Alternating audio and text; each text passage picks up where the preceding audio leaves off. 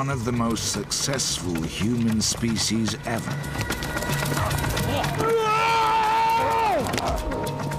For 250,000 years, they dominated Europe, a continent ravaged by ice ages and stalked by wild animals.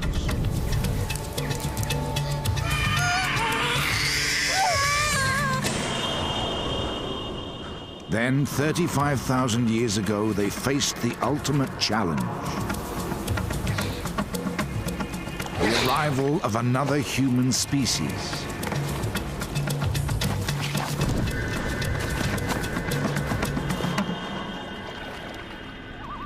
This is the story of the last time two different species of human shared this planet. Only one of them would survive.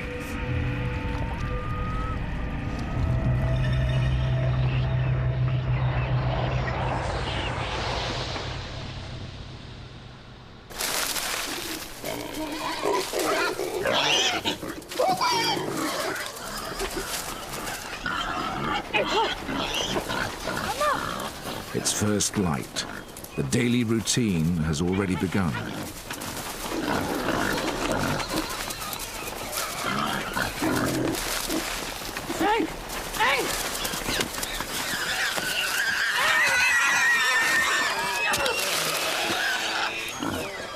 The hunters are a formidable team, a mother and a daughter, driven by the instinct to survive. Their kill will provide food and much more besides.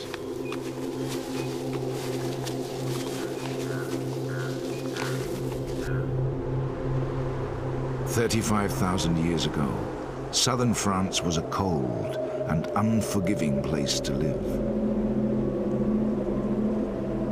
1,000 miles away, an ice sheet grips northern Europe, bringing polar conditions to much of the continent. In winter, temperatures can plummet to 25 below, similar to northern Canada today. Herds of woolly mammoth roam the windswept grassland. The forests offer refuge for bison and red deer.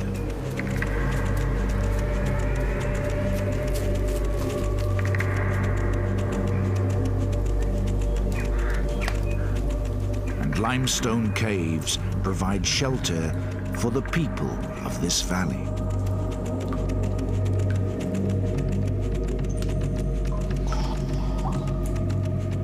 These are the Neanderthals, the first human species to adapt to this harsh and frozen continent.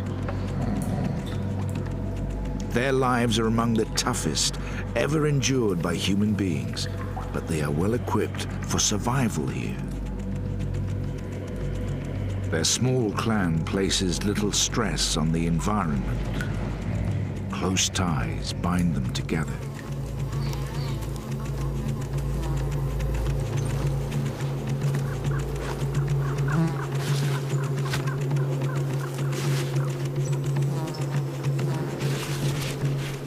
Protection from the freezing cold comes from animal skins cleaned and worn as clothing.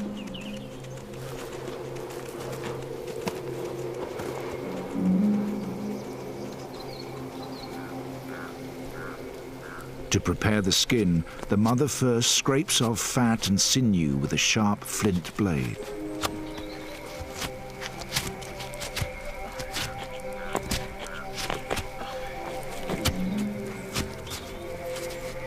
She uses her teeth as a vice. Her face is designed to spread the stress evenly around her skull. Her teeth are worn from many years of use.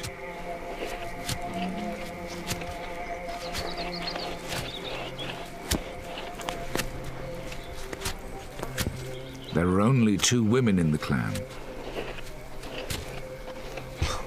An old man, 3 adult males and a young boy make up the 7-strong family group.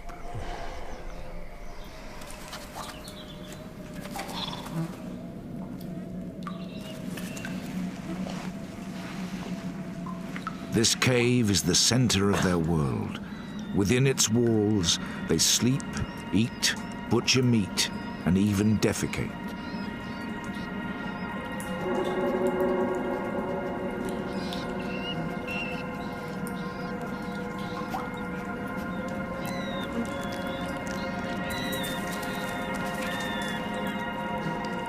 The discarded waste that littered the floors of Neanderthal caves became buried and then, over time, fossilized.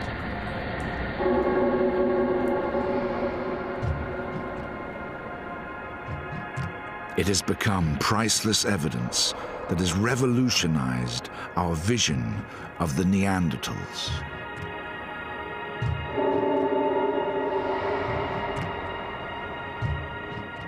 Far from the ape-like and brutish characters of popular myth, we now know they were a strong, intelligent, and highly adapted species.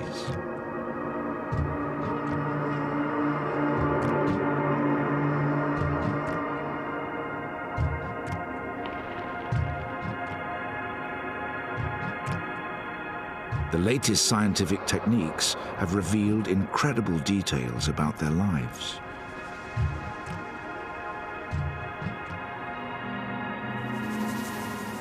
Fossilized feces can tell us what they ate. Teeth can tell us how they scraped animal hides to make clothing. Fractured and withered bones reveal how their lives were plagued by injury and disease. And even how some met violent and unexpected deaths.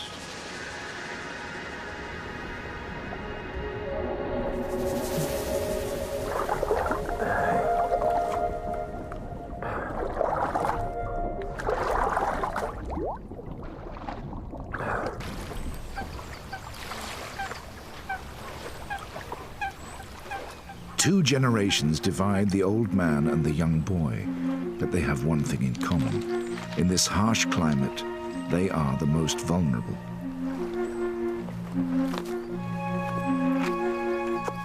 Childhood is the most dangerous time. Nearly half of the Neanderthal fossil record consists of children under the age of 11. Oh, Margot!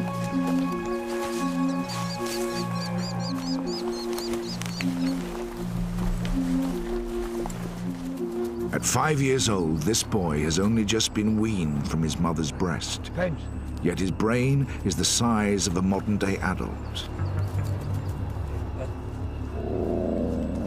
His physical skills are advanced.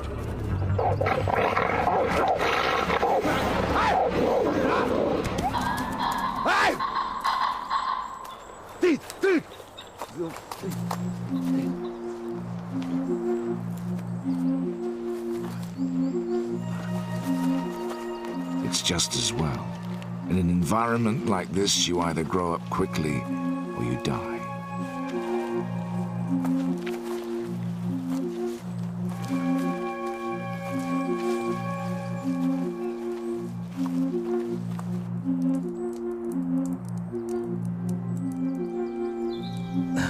For the oldest member of the clan, life is no less precarious.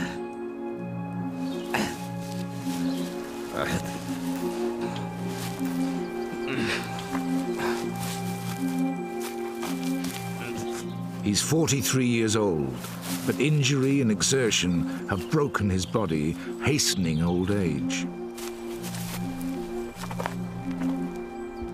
Already he's living on borrowed time. 4 out of 5 Neanderthals never get to see their 40th birthday.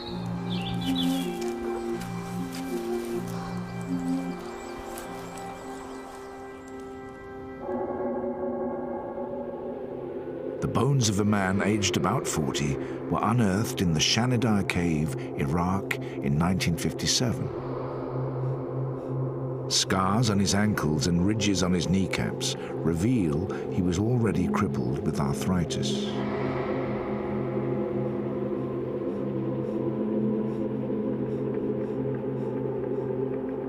He had multiple fractures to his upper right arm. Paralyzed and misshapen, it had withered to a fraction of its normal size. Here it lies alongside a normal, healthy bone. The lower half of the arm is completely missing, severed above the elbow by some traumatic event in his life.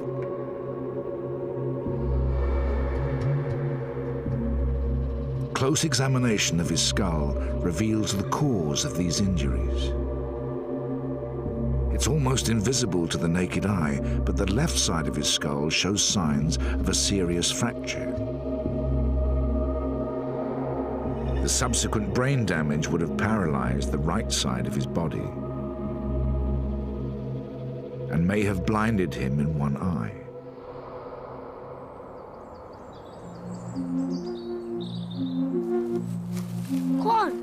Done. For the old, there are few concessions in this brutal world. If he is to stay with the clan, he needs to pull his weight.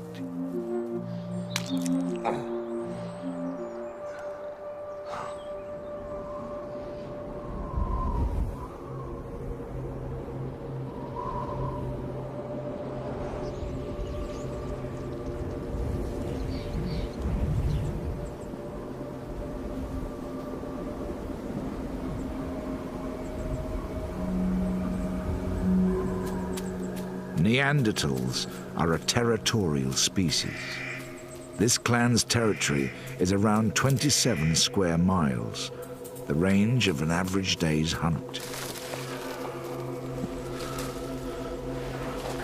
Some distance from the cave, the clan's 3 brothers have picked up the scent of prey.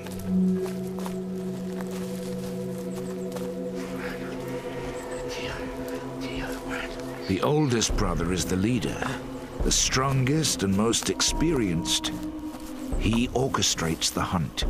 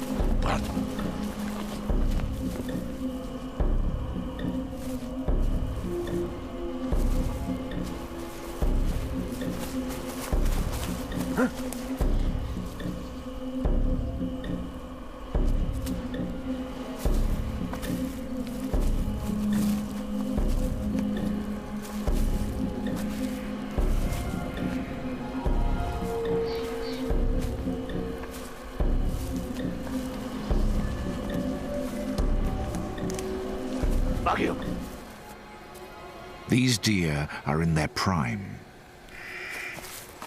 Nutritionally, they're more valuable than old or sickly prey, but also much harder to catch.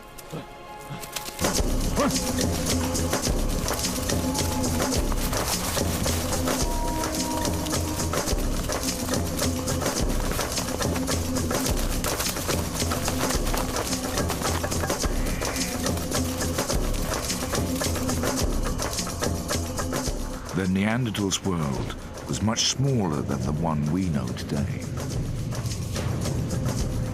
Arctic tundra in the north and vast stretches of desert and sea to the south restricted their range to Europe and Western Asia.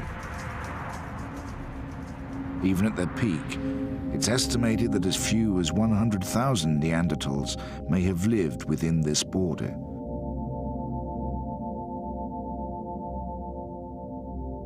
Bones and artifacts have been found as far south as Israel, in Uzbekistan and the Ukraine in the east, in Poland, Germany, and even Wales in the north, to Portugal in the far west. But southwest France was one of the most densely populated regions, home to as many as 3,000 Neanderthals.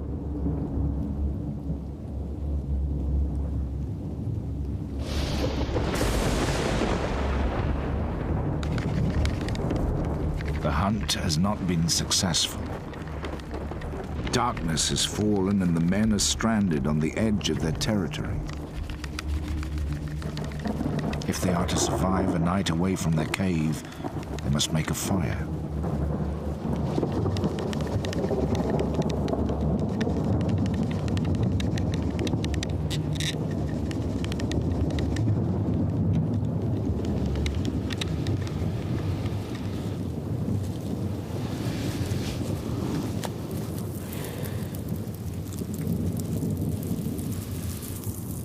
Neanderthals were not the first to use fire. It had been known to humans for over 500,000 years.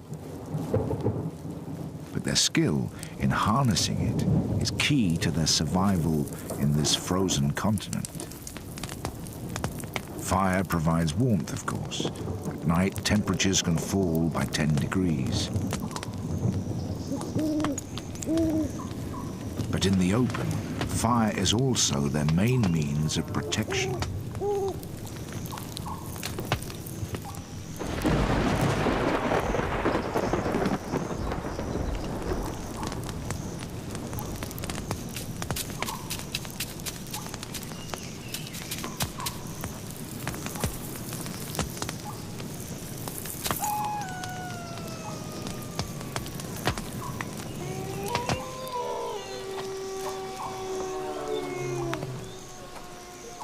Leopards and wolves, cave lions and bears stalk this part of France.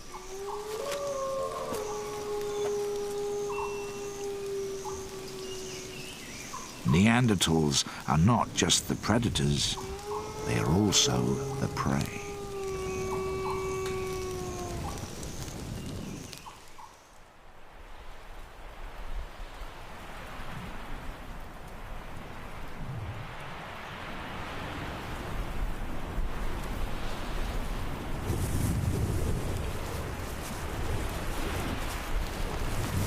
Early next morning, the hunt begins again.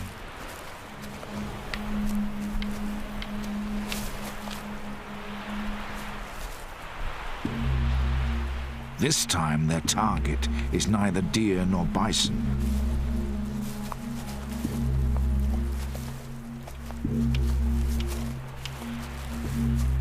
On the border that divides their territory from the next, the brothers have stumbled upon another kind of prey.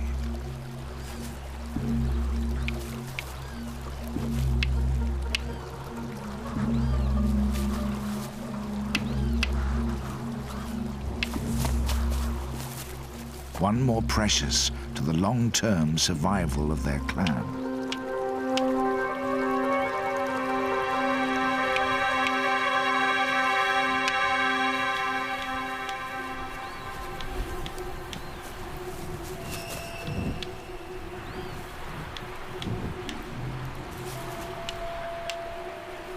The size of their caves and the debris unearthed within them suggest that Neanderthals lived in very small groups, perhaps no more than 25, and sometimes as small as 8.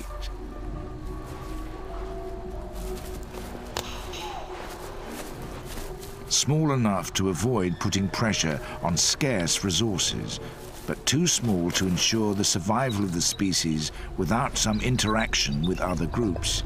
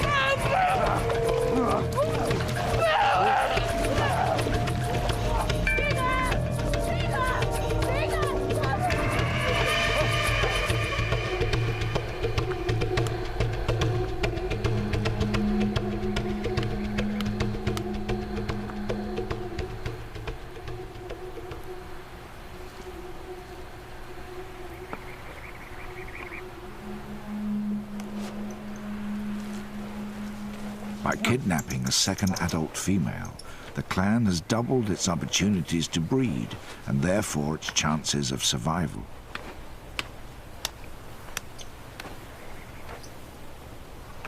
The fact that Neanderthals were territorial makes it likely they were male kin bonded, organized around fathers, brothers and sons. It's a giant. Women were probably transient, moving from clan to clan.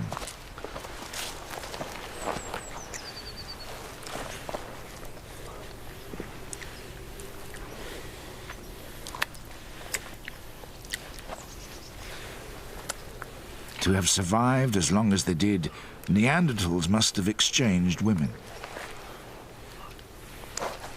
Some of these exchanges may have been voluntary. But in such a closed society, it's likely that some encounters were like this one, forcible and potentially violent.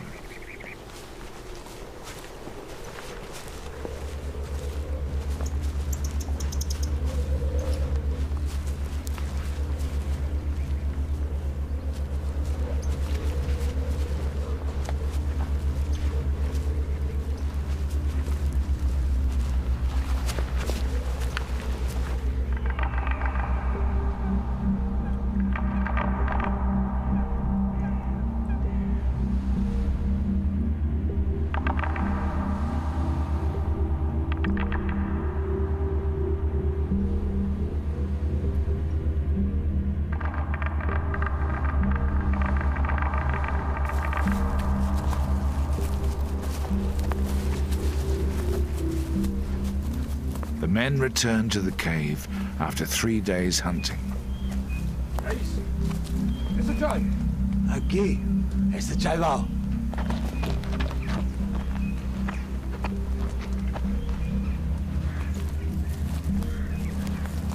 Their catch is unexpected.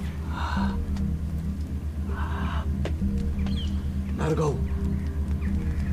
Margo.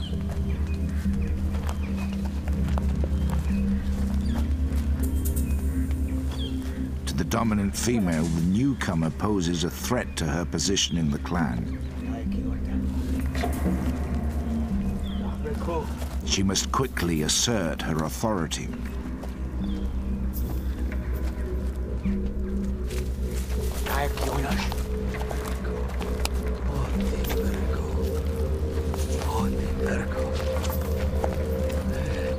For the new arrival, this is likely to be a terrifying experience. Everything about this clan is alien to her. Mama, give me. Yes. Their smell, their clothes, French. their hair.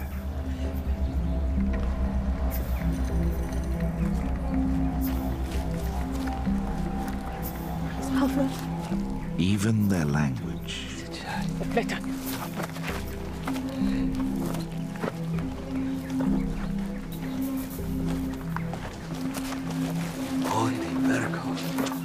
For years, many scientists believed that Neanderthals did not possess language. Mama, give me. They assumed that, like other primates, they communicated using only gestures and calls.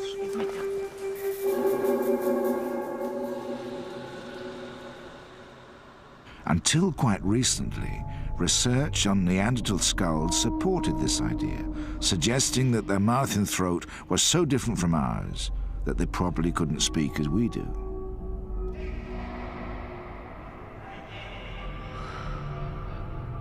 But in 1983, a discovery at Kibara Cave in Israel turned this debate on its head.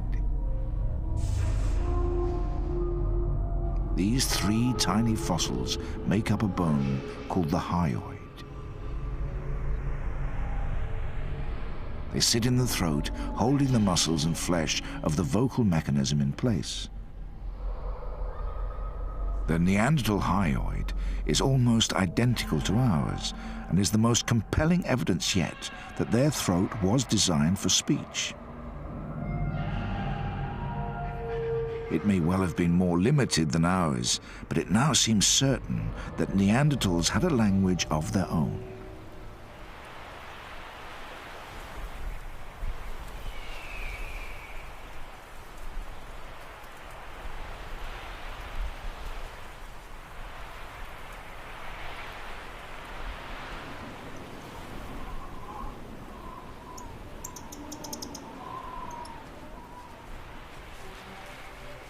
The lives of the Neanderthals are dominated by the need to secure food. At the age of 11, the youngest woman in the clan has not been hunting for long. Her prey is small, but it's fast, and she has to be skillful.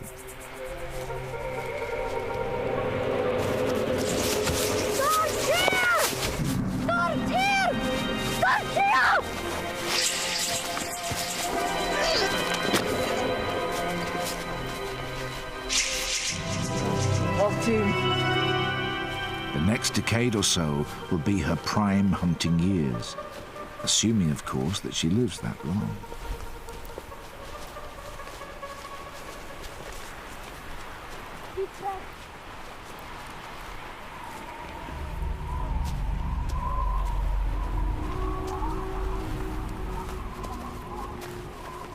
The Neanderthals' world is a dangerous one. Almost all the adult fossils discovered so far reveal some kind of serious injury.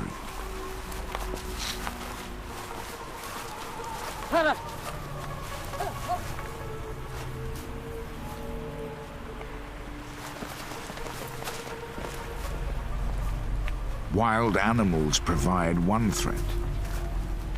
The treacherous landscape provides another.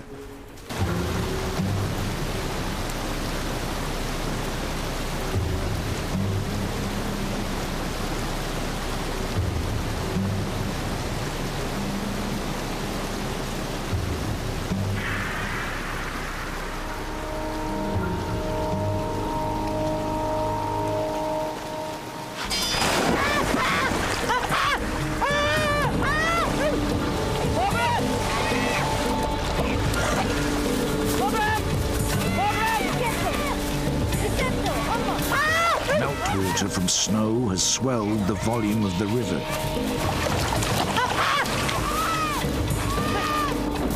In this freezing water, the newest member of the clan will only survive a few minutes.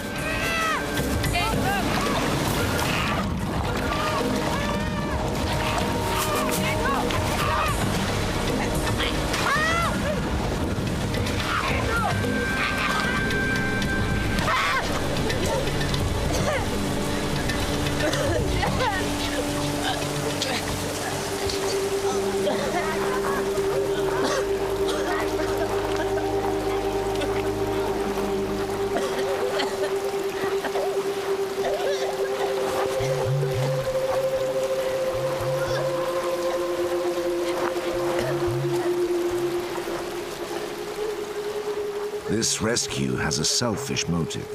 The clan need the new female too much to let her die. Without them, she stands little chance of survival. This interdependence has helped the Neanderthals to master their environment. But now the dominance of Europe is under threat.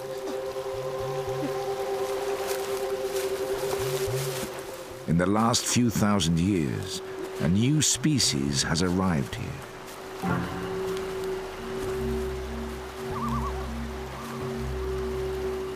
For the first time, these Neanderthals are not alone.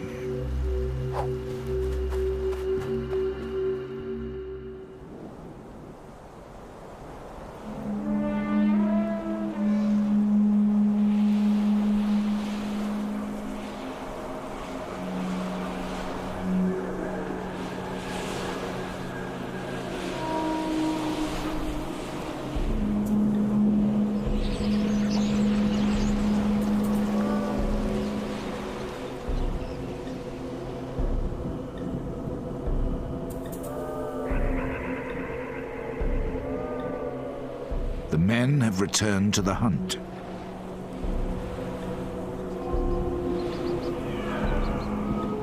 As Neanderthal spears were not designed for throwing, killing must be done at close quarters.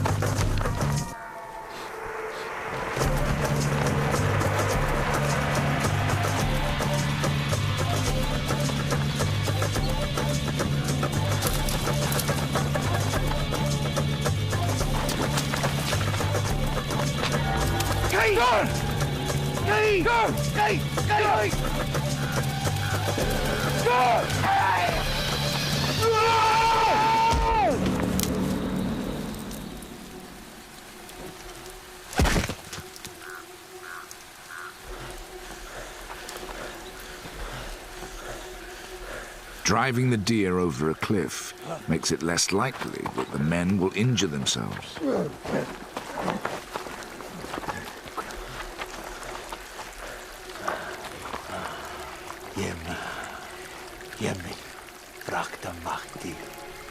A debilitating injury could be the difference between life and death, not just for the individual, but for the whole clan.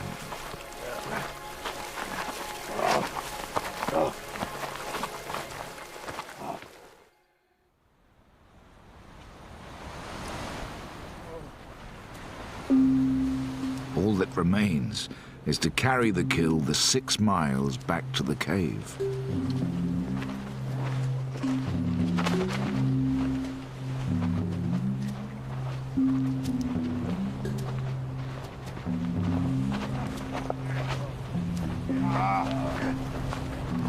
Meter! Vitrag!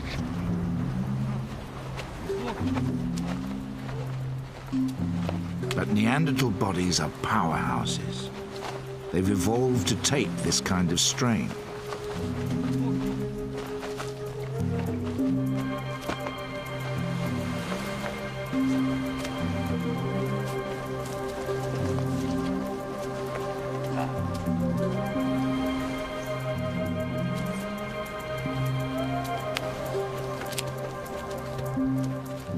Glaciers of Europe not only shaped the landscape, but the features of the Neanderthals who lived here.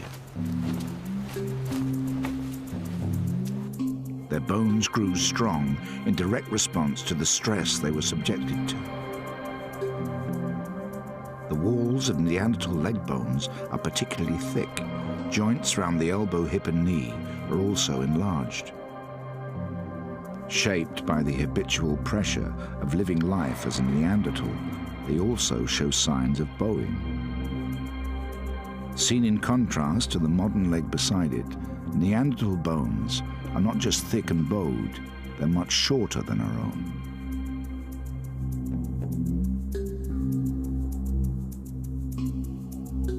Short, heavy bodies reduce the skin's surface area, helping to maintain a high body temperature. Even their noses evolved to cope with the extreme cold weather.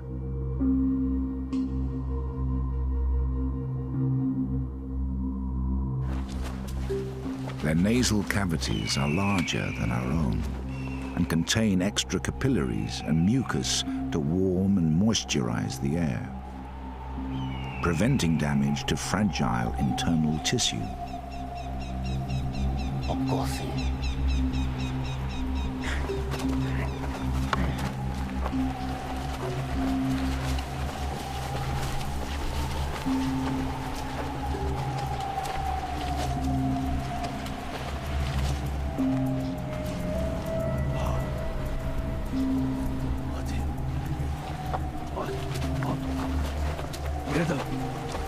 This combination of features makes Neanderthals the first human species specifically adapted to a cold climate.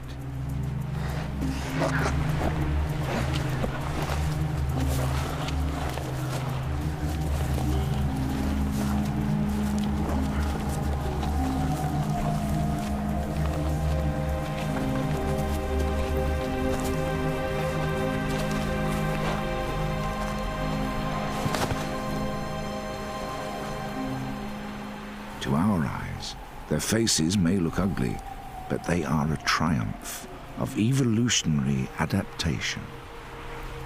Jeder.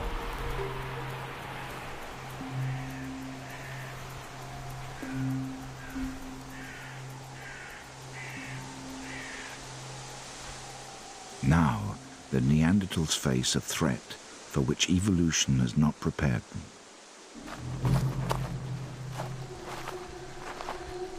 Physically, these strangers are not so well adapted to the bitter climate, but they have other advantages. They've evolved new ways of living together and new ways of thinking. They are Homo sapiens, known in Europe as the Cro-Magnons. They're distantly related to the Neanderthals.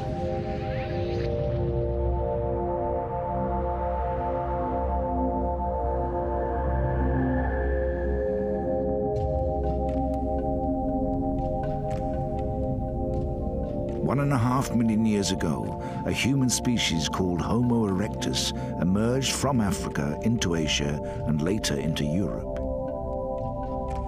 Over thousands of years, deserts, glaciers, and vast inland seas isolated the species. In the cold, harsh conditions of northern Europe, a new cold-adapted species evolved, the Neanderthals. Meanwhile, in subtropical Africa, a warm-adapted species evolved. 100,000 years ago, they expanded as far as the Middle East. 45,000 years ago, the weather turned warmer, opening up a route into Europe. And so, 10,000 years after they set out from the Middle East, the Cro-Magnons arrived in southern France. For now, their numbers are small. This advance party is scouting for new territory. These fertile river valleys in the south of France are perfect, except for one thing. This is the stronghold of the Neanderthals.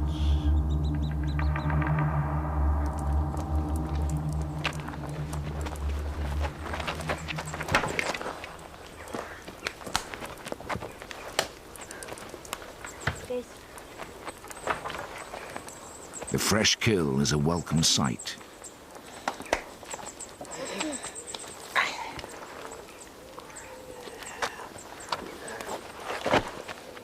To cope with the physical demands of their life, each adult Neanderthal needs to consume up to 4,000 calories per day. In the depths of winter, this can rise to as much as 7,000 calories, almost 3 times the amount we eat today.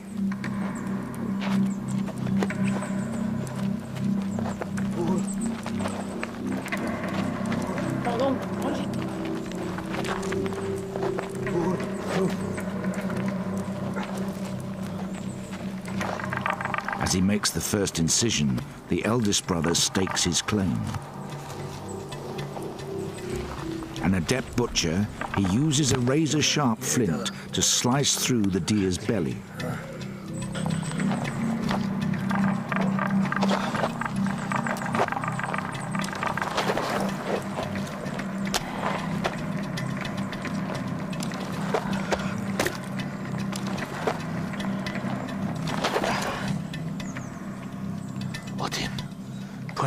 Today, meat makes up about 12% of the European diet.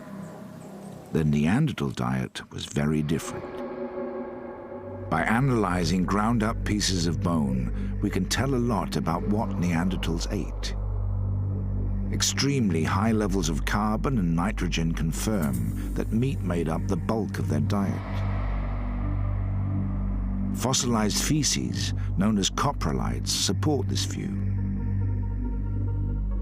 Coprolites have recently been unearthed in Gibraltar. Believed to be Neanderthal, they consist almost entirely of the remnants of meat.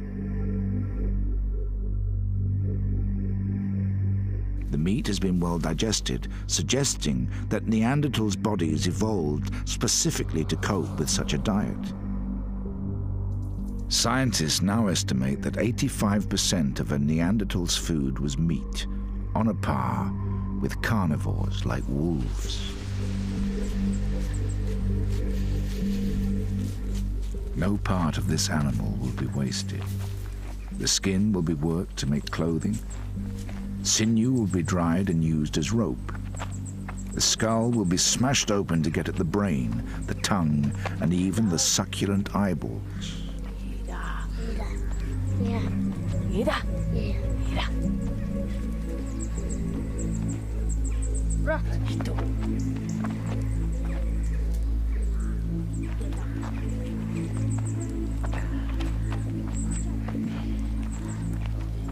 The old man is hungry.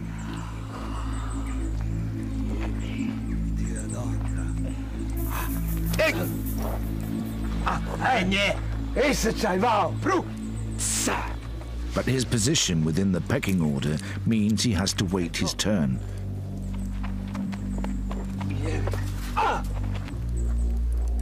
Meanwhile, the youngest member of the clan has learned that it pays to be an opportunist.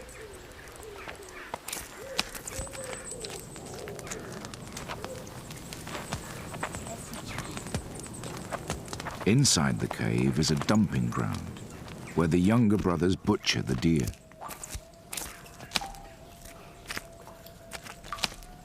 They break its neck and sever its limbs. It's a messy job. Blood, gristle, and the remains of other carcasses cover the floor and walls.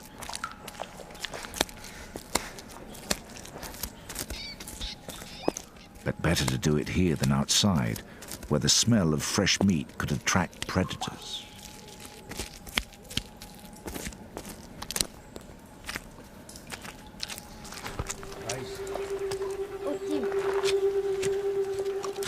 Like other carnivores, a special combination of enzymes in Neanderthal stomachs allows them to consume large quantities of raw meat. But cooked meat is more digestible and nutritionally less wasteful. The intense heat of the fire breaks down the protein and fat molecules, allowing them to be rapidly absorbed by the body. It's safer too. The heat kills off parasites and deadly bacteria. The Neanderthals' ability to cook gives them the edge over the other predators that share their world.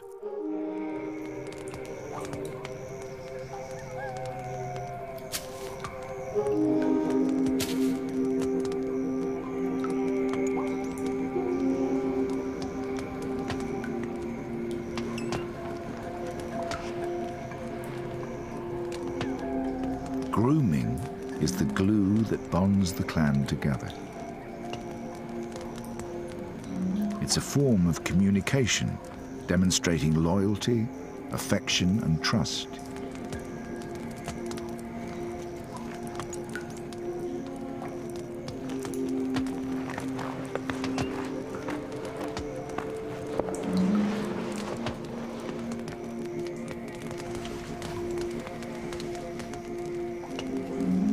Intimate contact of this kind is immensely pleasurable. The clan can spend up to 4 hours a day relaxing under each other's touch.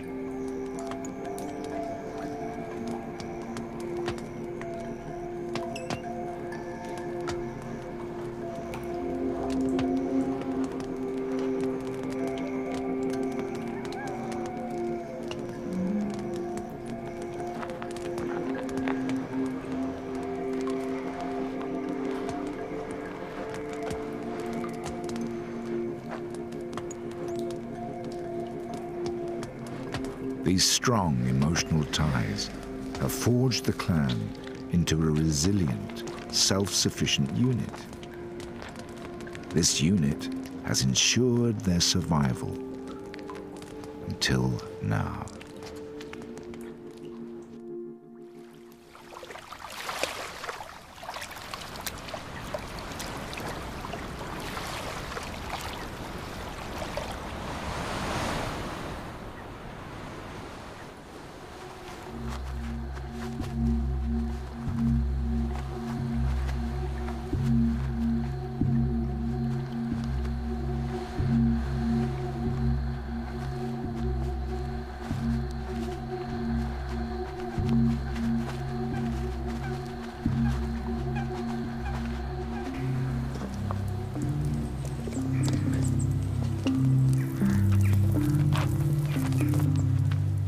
The strengths which have sustained the Neanderthals for thousands of years are about to become weaknesses. Ironically, they are so well adapted to this world that it's hard for them to cope with the pace of change now taking place. the small size of their clan makes them vulnerable. Limited language skills make it hard for them to seek alliances with others. And their self-sufficiency blinds them to the threat that is now closing in.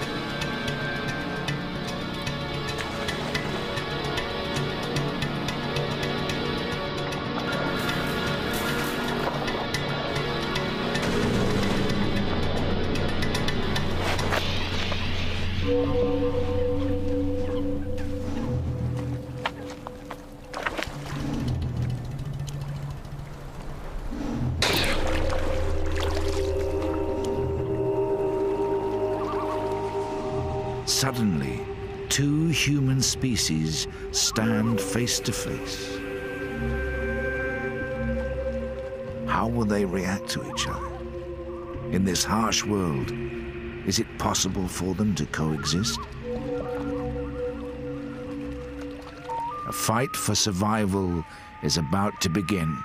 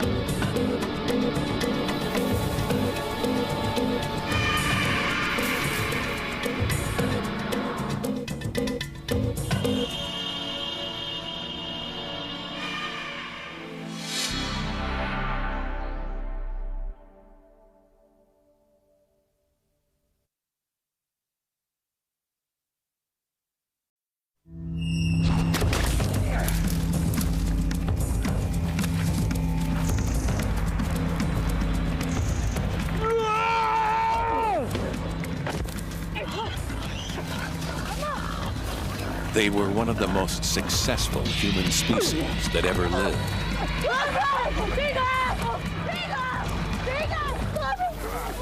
For 250,000 years, they dominated the continent of Europe. A harsh and dangerous landscape. Then, 35,000 years ago, another species challenged the Neanderthals.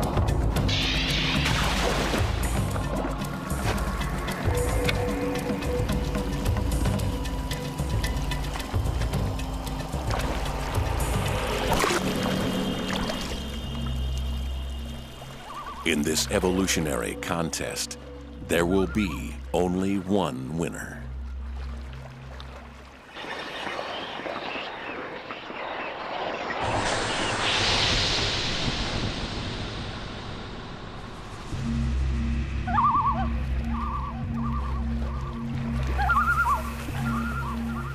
Nothing in this Neanderthal's life could have prepared him for this encounter.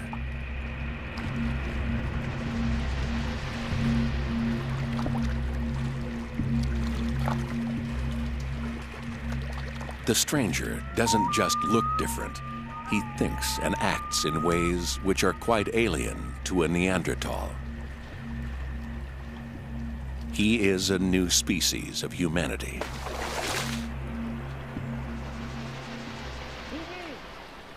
A Homo sapien, known in Europe as a Cro-Magnon.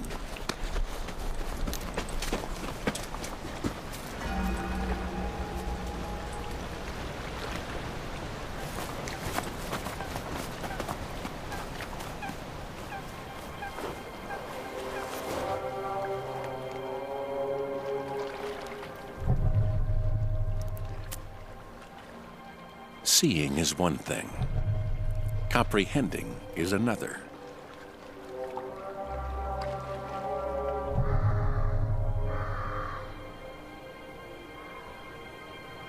Halt, vier.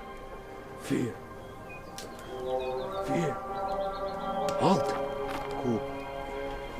Cool. Halt, vier. One. Satu. Satu. We can't know exactly how Neanderthals reacted to their first sight of Cro-Magnons. Ito. Ito. Ito. Ito. Ito. Ito.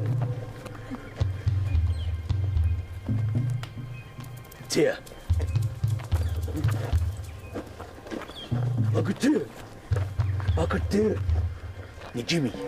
But coming from such a sheltered world, it may be that they simply did not understand the significance of what they saw.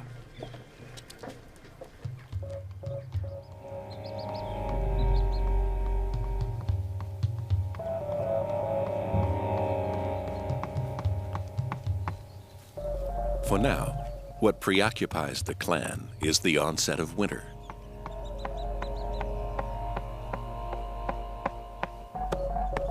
They are one of the smaller clans living in this part of France.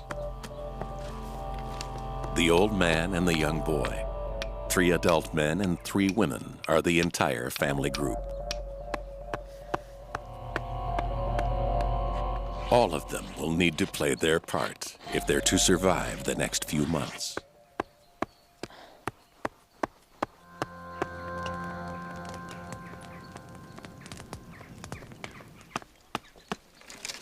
This hazel branch will make an excellent spear. But the young female will soon be taking a break from hunting. She's almost 8 months pregnant.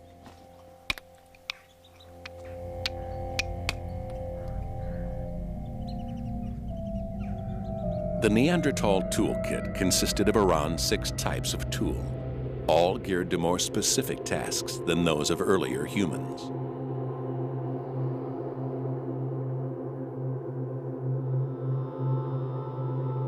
Hand axes, shaped to fit snugly in the palm of a hand, acted as a multi-purpose tool used to crush bones and cut wood. Side scrapers were used to prepare and soften animal skins. Triangular points were used as knives or could be hafted to make tips for spears. The Levallois blade was their greatest technological achievement. Some had cutting edges just 1 molecule thick, 5 times sharper than a surgeon's scalpel.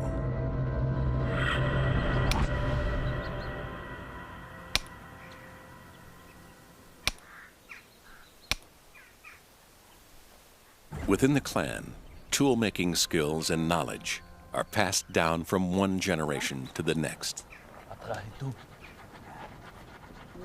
There are subtle differences between the tools used by this clan and Neanderthals elsewhere in Europe. Proof that clans rarely interacted.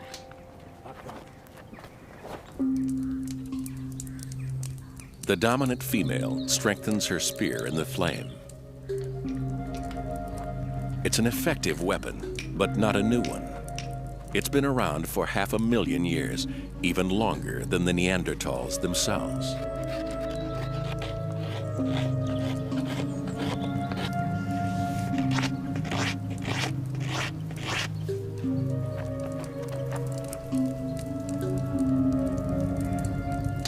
The isolated existence of clans had a direct effect on their development.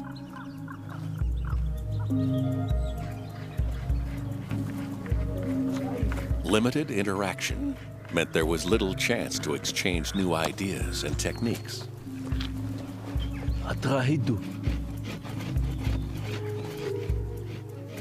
The result was that Neanderthal tools changed little in 250,000 years.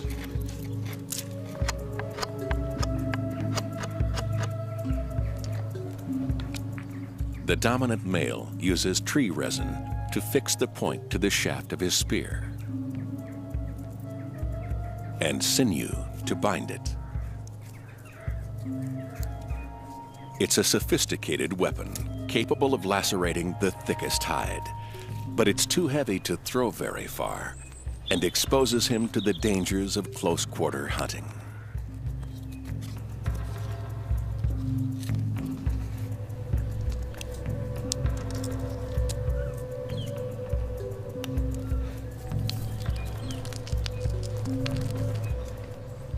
Were Neanderthals capable of innovation?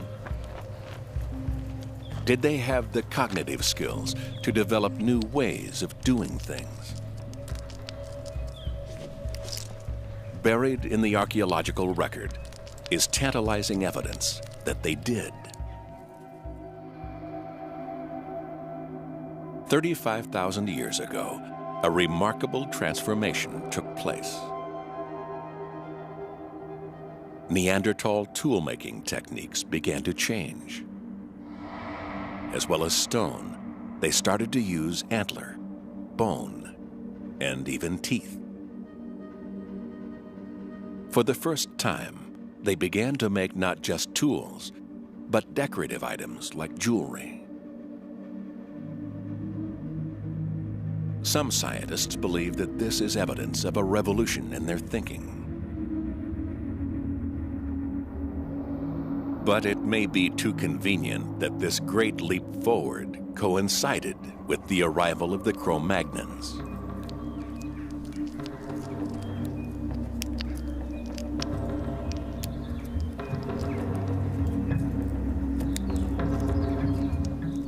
The Neanderthals may simply have been copying Cro-Magnon techniques without ever grasping what these signs and symbols really meant.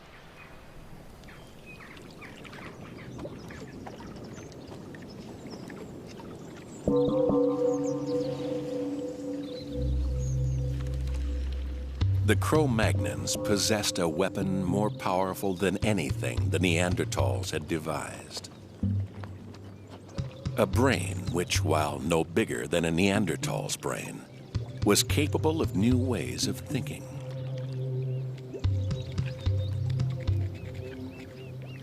Body paint and jewelry are just the outward manifestations of something far more profound.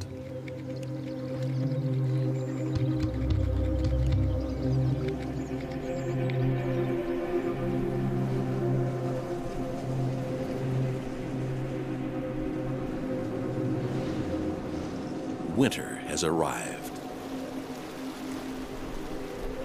Red deer have migrated south in search of warmer weather. The balance between the food supply and the needs of the clan is delicate at the best of times. The arrival of the Cro-Magnons now threatens to tip the scales.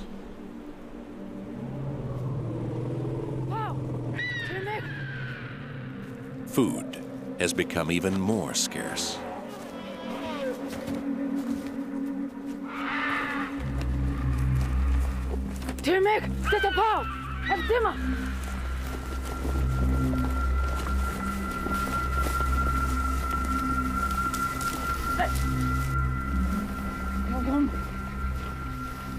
Killing a mammoth is a dangerous undertaking.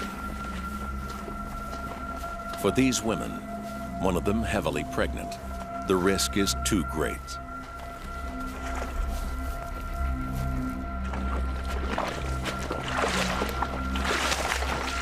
Instead, they turn to scavenging.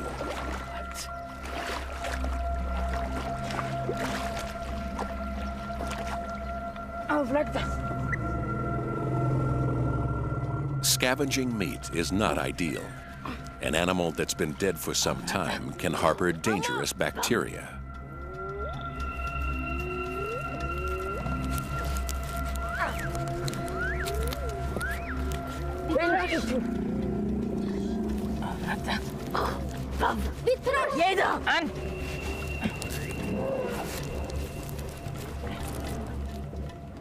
Fortunately, this animal has not been dead for long.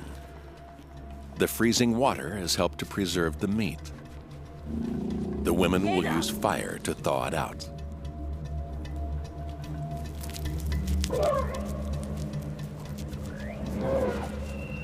Soon, other scavengers will be on the scene. The women must take what they can, and quickly.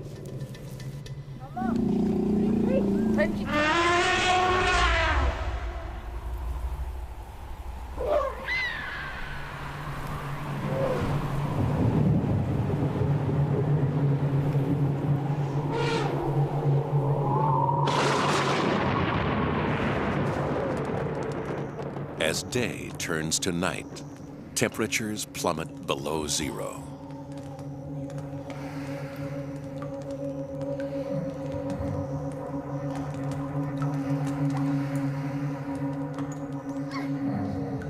The men sleep within the confines of the cave, warmed by the heat from 2 fires.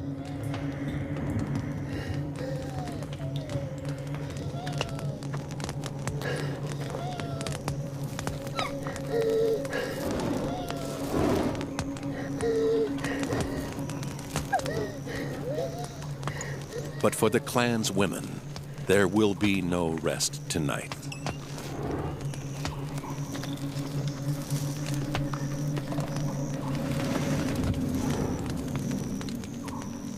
Outside, the young female has gone into labor.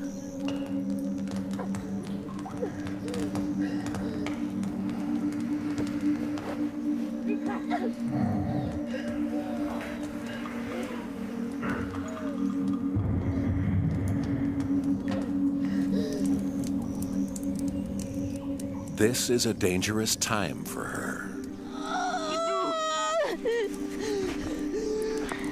Neanderthal babies were bigger than babies are today.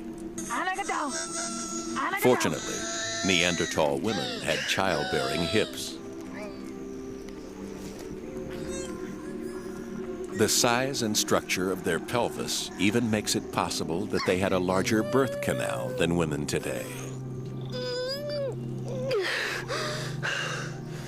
Nevertheless, the pain is still intense.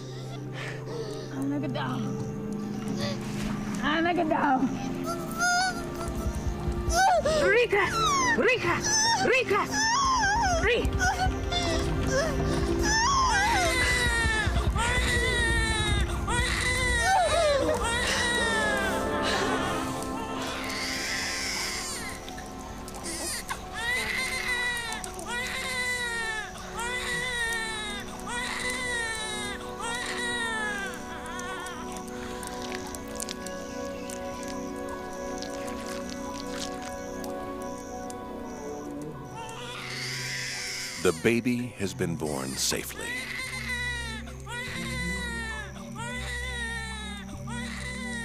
But its fight for life is not yet over.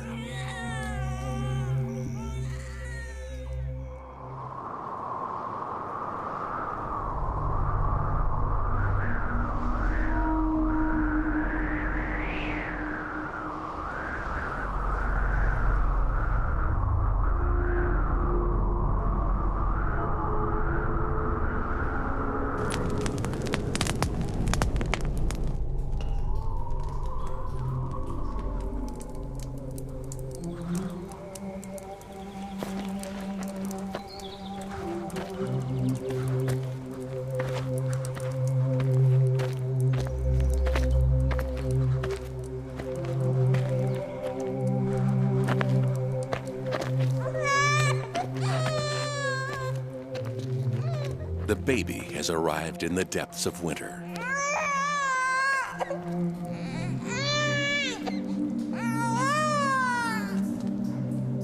It's a bad sign for the clan.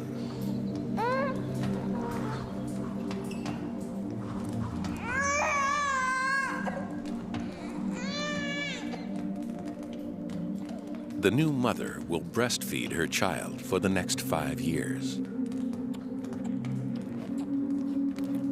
Breastfeeding is nutritionally expensive. She'll need around an extra 1,000 calories a day to produce enough milk for her baby. And and during this time, she will be less able to hunt.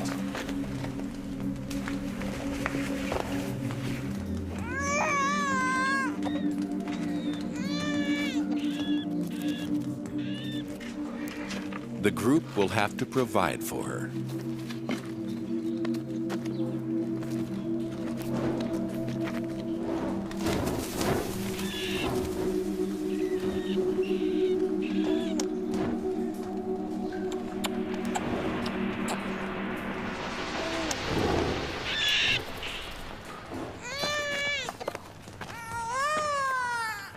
As the weather grows colder and food scarcer, it's a burden they can ill afford to bear.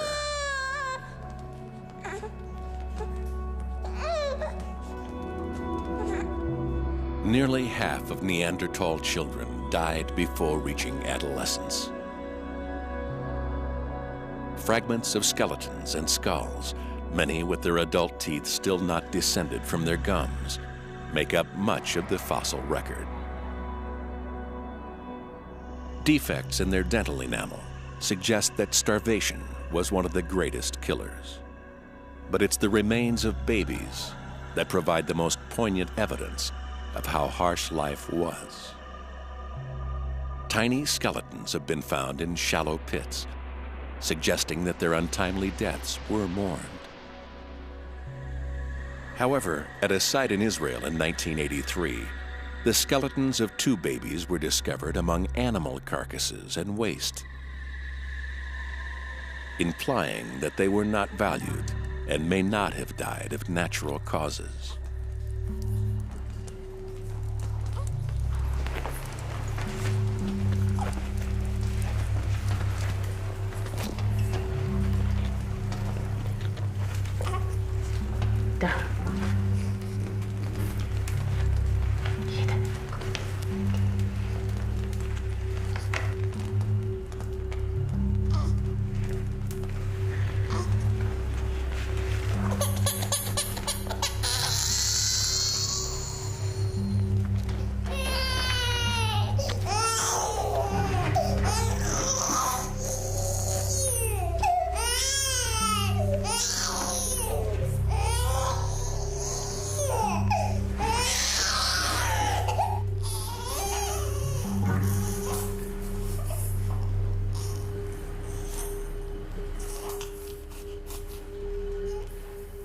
Infanticide may seem brutal, but in some hunter-gatherer groups, it has been known as an established method of birth control for hundreds of years. Only by being this ruthless is the clan able to survive at all.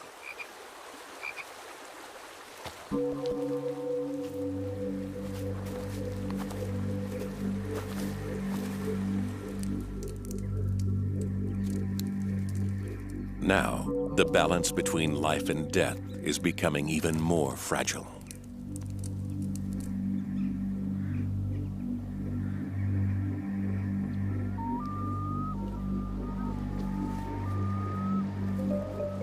For the first time, the Neanderthals have competition.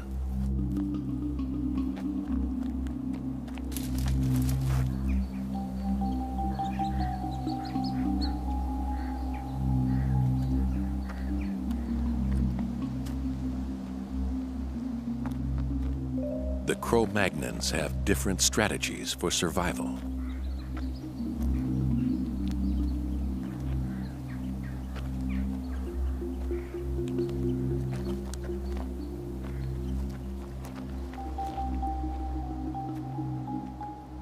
Socially adaptive and competitive, they have colonized much of the continent.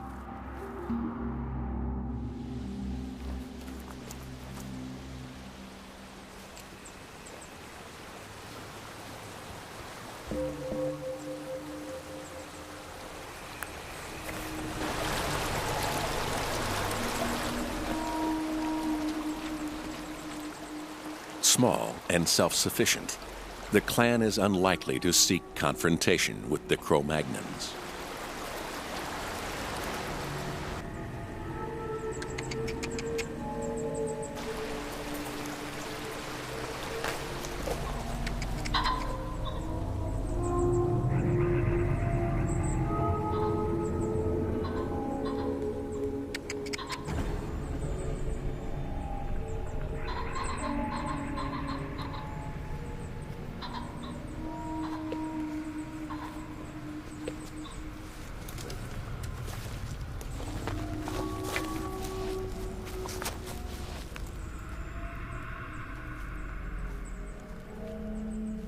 Evidence suggests that in some parts of Europe, the two species did coexist, apparently peacefully, for many generations.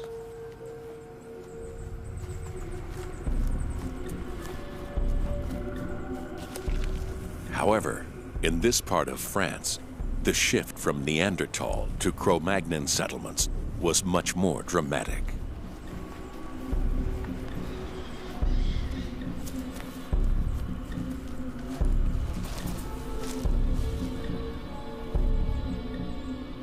One of the last parts of Europe to be colonized, these fertile valleys were worth fighting for.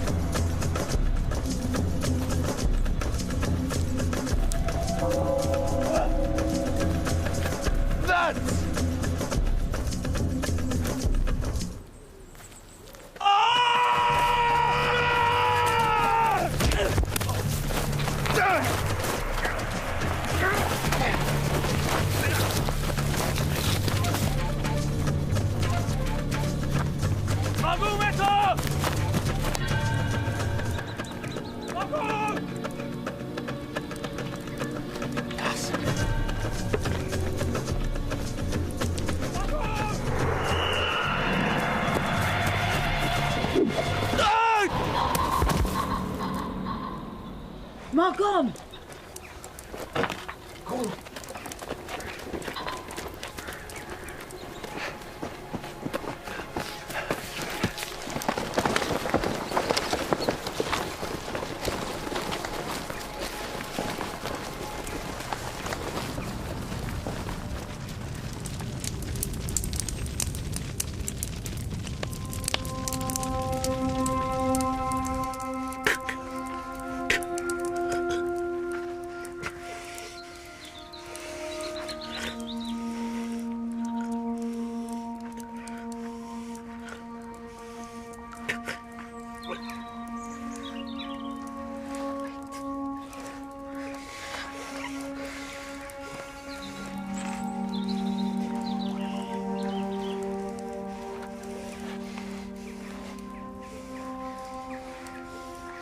The spear has punctured the dominant male's lung. He's lost a lot of blood, and his life hangs in the balance.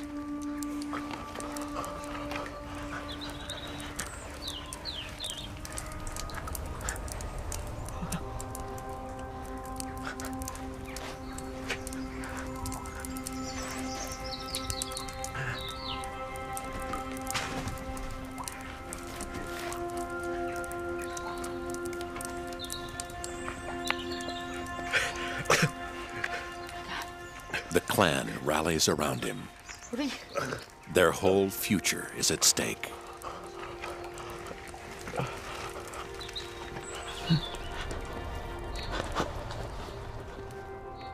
To reveal the darker side of Neanderthal life, scientists sometimes end up playing detective. Even a single bone can yield a treasure trove of secrets. In 1953, at the Shanidar Cave in Iraq, researchers uncovered a Neanderthal rib. It didn't seem much at first, but a closer examination revealed a remarkable story. A tiny groove on the surface of the bone proved to be a cut. A weapon had penetrated between the 8th and 9th rib, slicing the bone and puncturing the lung, implying that the victim had been stabbed. Though badly wounded, he did not die immediately. The buildup of bone reveals that the wound had begun to heal, suggesting that he was cared for by the rest of his group.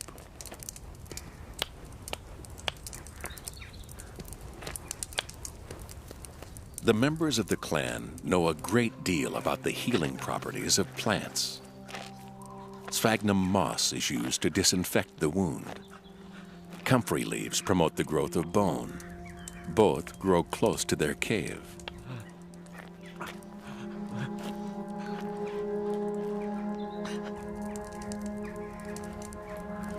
But with an injury this serious, there's only so much they can do.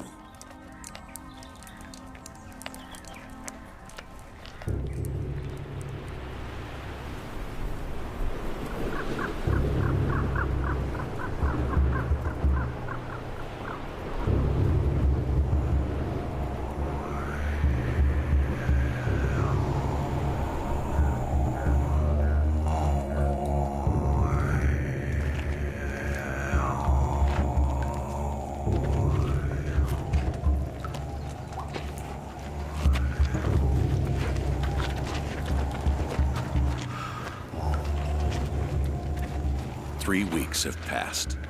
The dominant male is dead.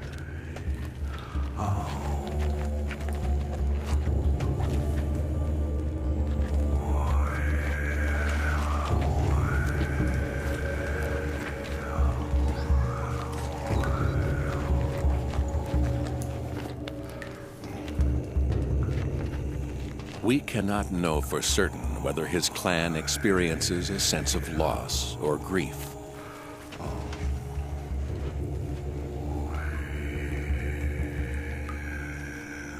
Or whether they have any sense of an afterlife.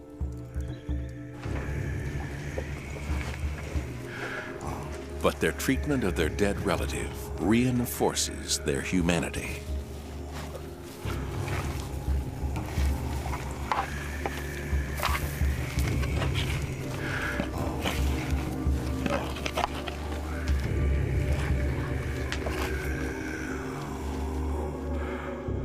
A partial skeleton lies in a shallow pit in the floor.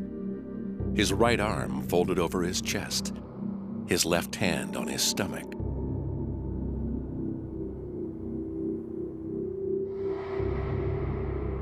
A classic burial position.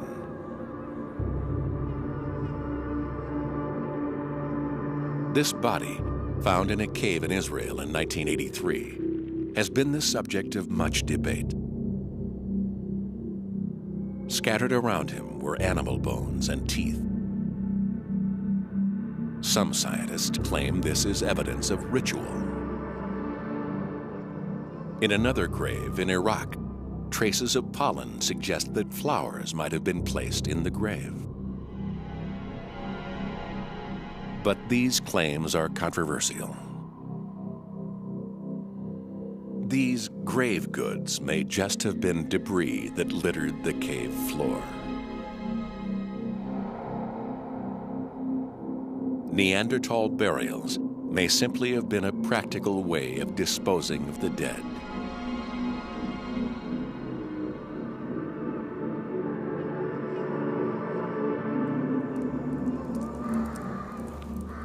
Or was it something more humane?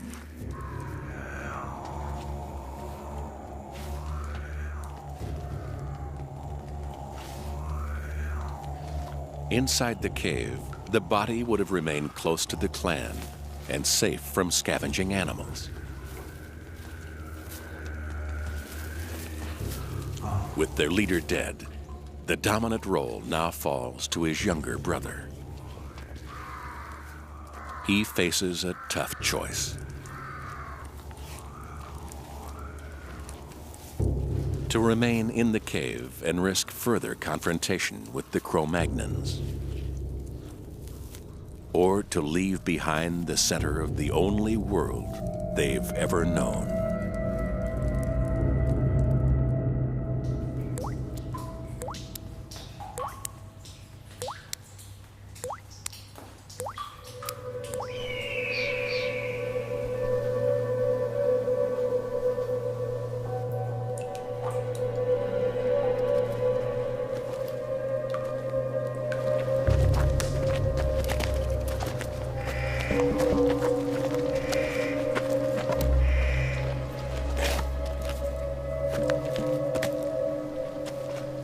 Ange. Bered, not Jexkun. Becky. The Cro-Magnons take over the deserted cave. They'll use it as a temporary settlement until the rest of their group arrives.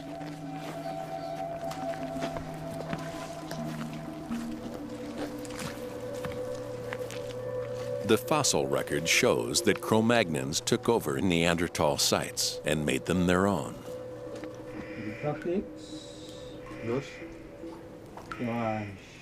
Now, modern man has arrived. For the Neanderthals, there is no way back.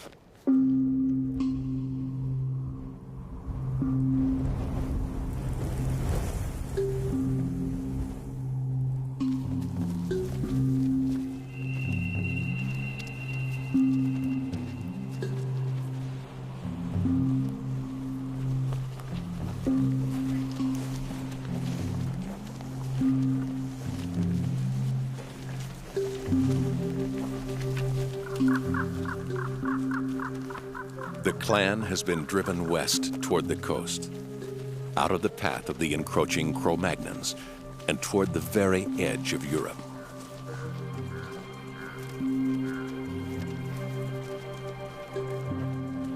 This is uncharted territory for them.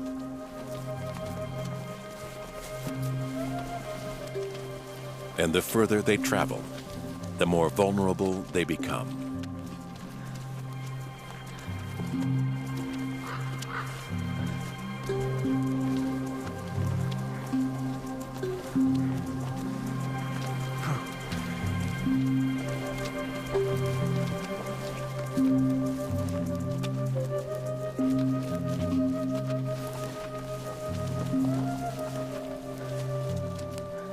For the young female, the group's newest recruit, this is a journey too far.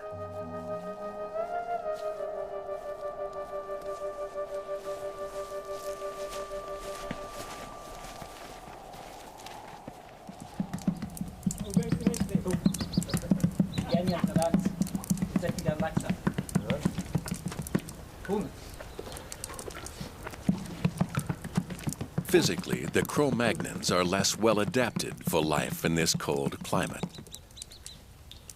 But they've developed tools that allow them to live anywhere they choose. Harpoons to kill fish when supplies of red meat dwindle. Needles made of bone to tailor clothes. But their most powerful tool is language.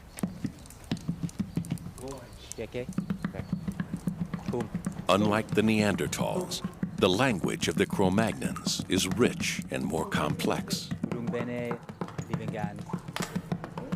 It's the trigger for art and culture. It allows individuals to form much larger social groups and to trade goods and form alliances in times of need. These new ways of living had devastating consequences for the Neanderthals. At their peak around 50,000 years ago, an estimated 100,000 Neanderthals lived within this border. But the spread of modern man from Africa and the Middle East was relentless. In groups of up to 100 individuals, the Cro-Magnons colonized Europe's prime locations, monopolizing resources. The Neanderthals were forced out of their valleys onto the inhospitable mountain plateaus of Croatia and the Crimea, and west onto the rocky coastlines of Portugal, Spain, and France. By 35,000 years ago, their numbers had dwindled to a few thousand.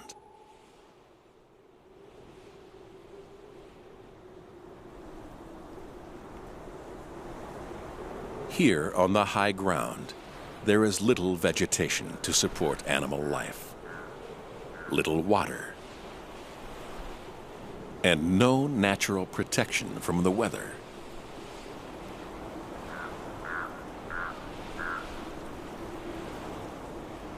With wind chill, temperatures can be 30 degrees colder than in the river valleys below.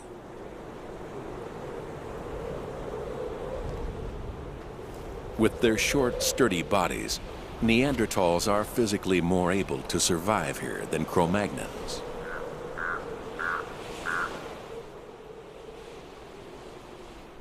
But nothing in their evolutionary past has prepared them for this impoverished existence.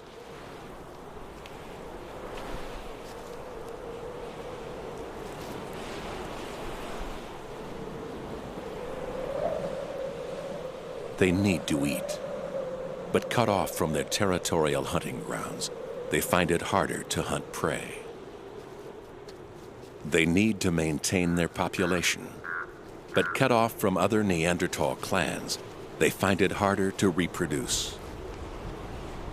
The ties that have bound them together are beginning to come apart.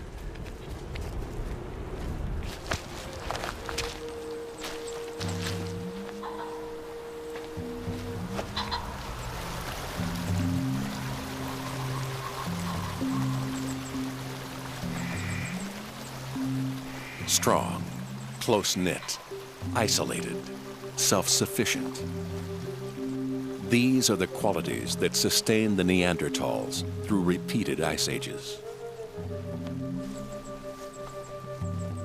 But in the face of competition, these strengths have become weaknesses. And they are helping to seal their fate.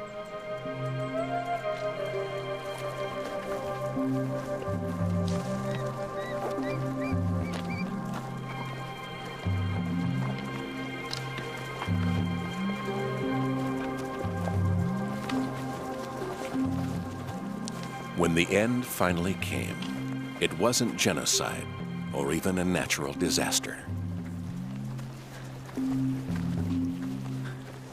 It was something much less dramatic.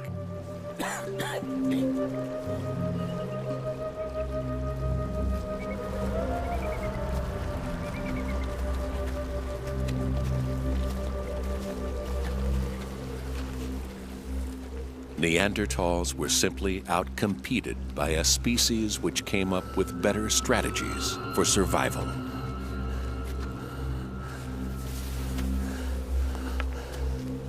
It wasn't even inevitable.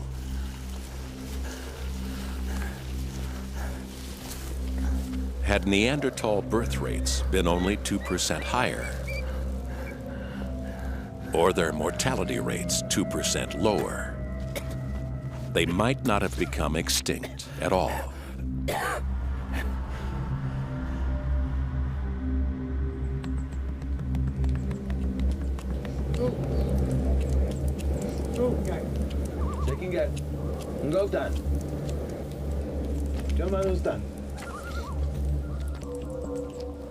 There may, however, be one final twist to this evolutionary tale.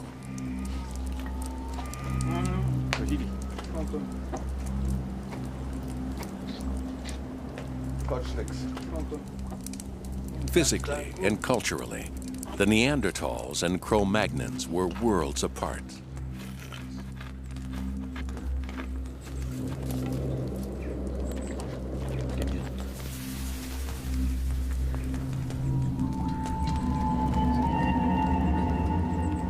Two separate species.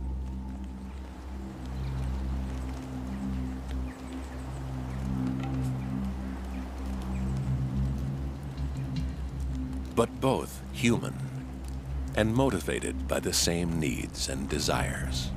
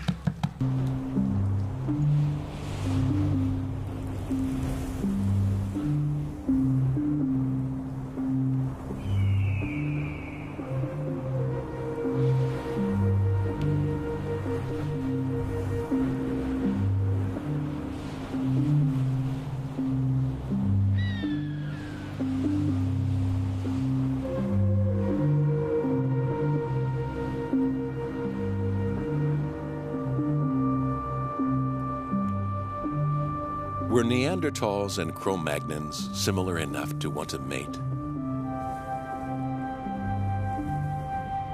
And even if they did, were their genes similar enough for a child to be the result? We'll probably never know.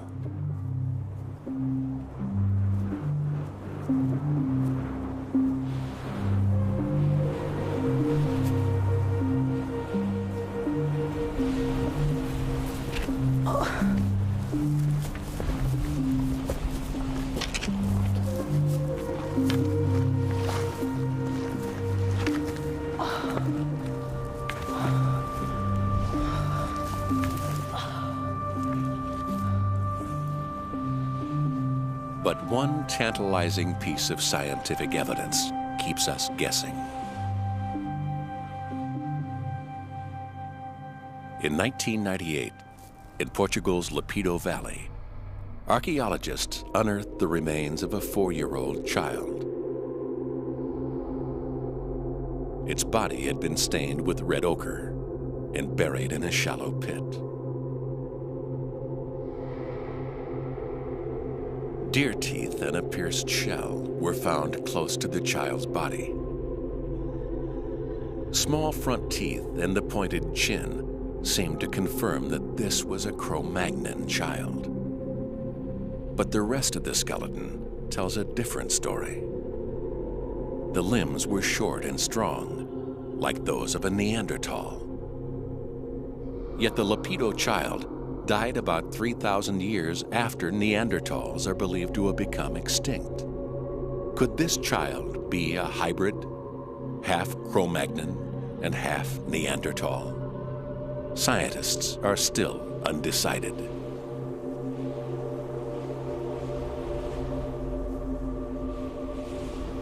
For now, the possibility remains that Neanderthals and Cro-Magnons were similar enough to reproduce. But even so, it appears that this didn't alter the Neanderthals' fate. So far, DNA testing has failed to find any trace of Neanderthal genes in existing modern humans.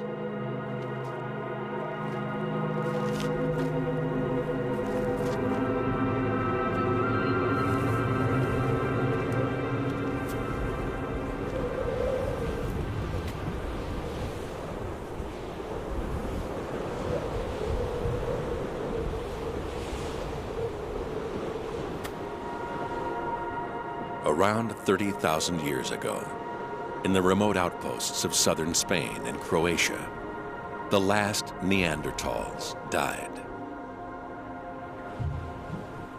leaving only one human species, Homo sapiens, to inherit the earth.